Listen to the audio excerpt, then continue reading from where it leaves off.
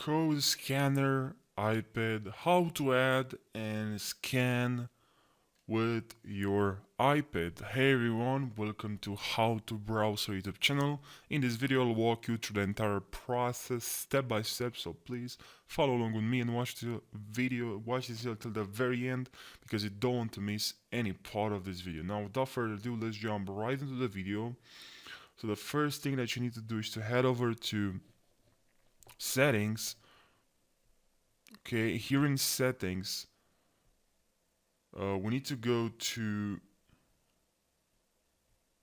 we have here general and control center. So please tab on control center right here. Alright, and now here, this is what we have here. We have included controls.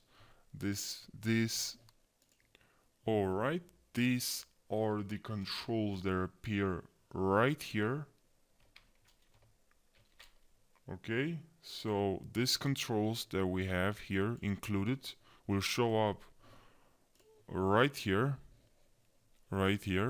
So what we need to do is to scroll a little bit down, and here we should see control code scanner, right? You see code scanner. So please now just tap on this plus right here so we can add this control scanner.